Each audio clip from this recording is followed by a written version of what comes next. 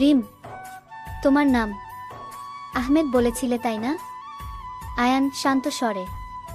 হ্যাঁ রিম, কিন্তু আমি জানি তুমি আয়ান। আয়ান নিচু গলায়। তুমি চিনে ফেললে?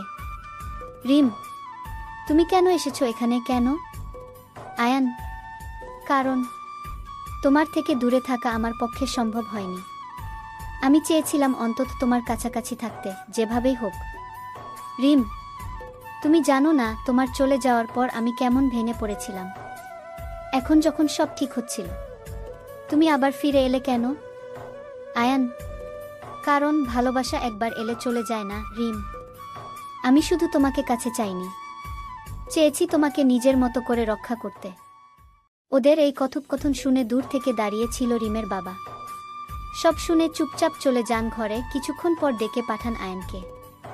রিমের বাবা, তুমি শহরের ছেলে তাই না? আয়ান, জি। রিমের বাবা, আমাদের কাজ করতে এসেছিলে কেন?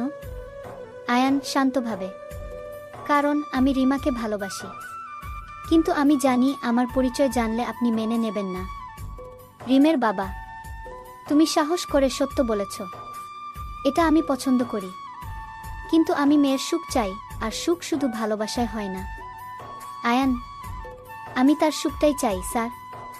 আপনি চাইলে আমি চলে যাব, কিন্তু আমার ভালোবাসা ওর সাথে থাকবে।